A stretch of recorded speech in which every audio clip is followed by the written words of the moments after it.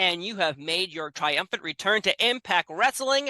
Now, let's talk about this for a second. When were you cleared to come back to Impact? Well, I've been cleared for a while. I've been cleared for a minute. And I have been waiting and biding my time because honestly, I've been sitting back as I've been, preparing. I went to France and did a show, and I did the UK and just kind of getting the ring back again before I just showed up on TV, right? Make sure I was feeling good. But I've been watching my friend shine. I mean, Trinity, I think I left and I was certainly sad, to have to relinquish the title and stuff.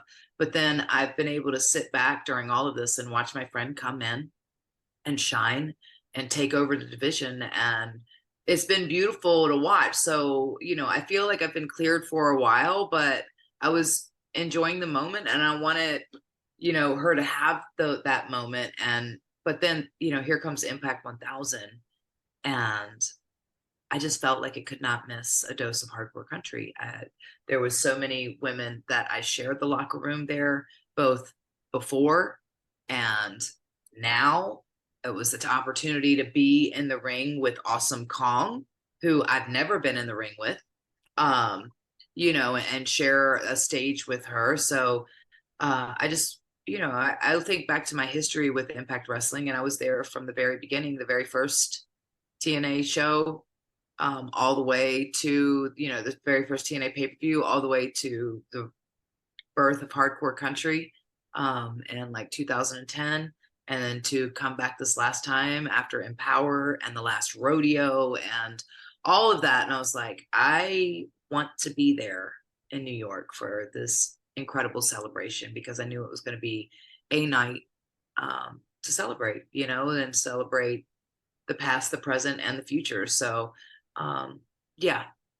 Man, your history with Impact, though, you brought it up, from CM Punk to Raven to, Atara. There's been so many connections with you in professional wrestling and Impact. But this moment last night on Impact, having the beautiful people and Awesome Kong and Gail Kim, all these legendary Impact talent all together, including yourself in the ring. What's the difference you feel like from when you first started with Impact, the Knockout Locker Room, to now? Wow. That's a good question. I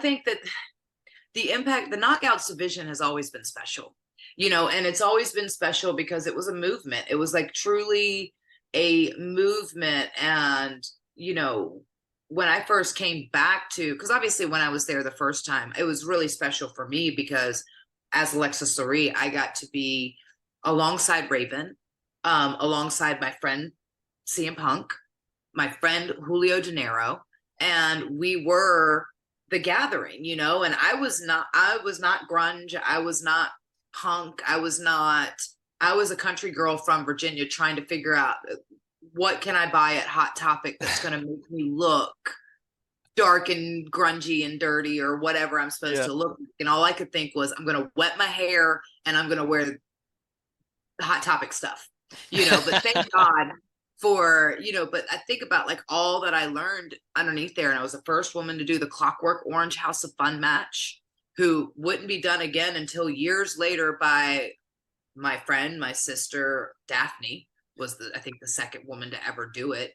And so I had when I think back to, they didn't have to give, and I was in the ring with Jeff Jarrett at the time, and to be in those matches and to get hit by a chair and all these things that you would never assume from the women, or like the opportunities that the women would get in that thing in that time, then to go away and obviously go to WWE and become Mickie James and all of that. And while that was happening, even, as the, Divas era is starting, the Knockouts era is starting, and the polarities of those two, when you look back of like, it was Gail Kim and Awesome Kong. And I said this the other day to Jamie, to Velvet, who I go, and the reactions, you hear the people and you can see,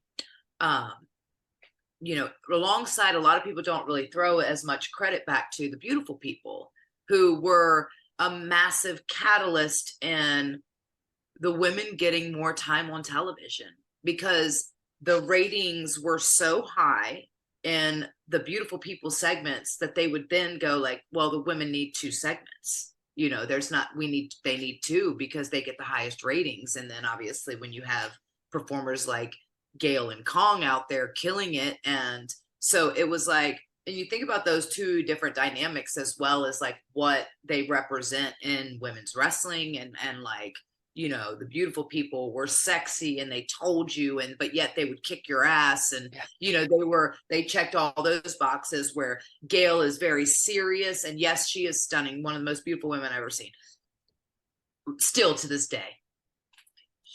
The fountain of youth, where did she get it from? Where is it, and give it to me.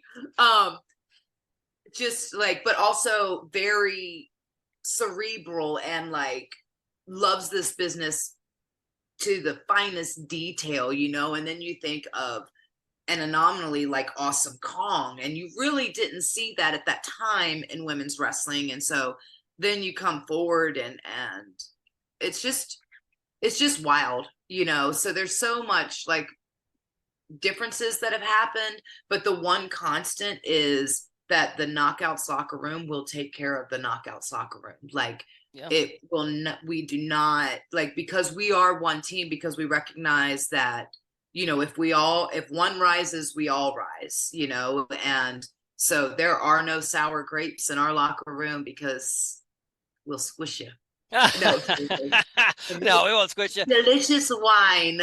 Yeah, it's just the wine from all that whining. No, it's amazing. It's amazing because we take care of each other, and it really truly is. Obviously, it's a competitive sport, and it's a lot of that goes into it, but there is a genuine sisterhood. And I think that it was beautiful to celebrate at Impact 1000, the longevity of that locker room, the different flavors that have come through that locker room, and then to hear the people and go like, every single one of these women were and are beloved for very different reasons, and that's for their originality and authenticity, and that is something that we truly celebrate at Impact, and I just love that so much. And yeah, of course. I hope that, when people are on next week as well, and this amazing huge match we're going to have, all the knockouts, someone needs to yell like the pigeons. I remember that, let the pigeons fly. That was Taz's big thing. Let the pigeons loose, baby. Yeah, my God, man. I never knew what that meant, but we'll find out someday maybe. But recently though, Trinity though did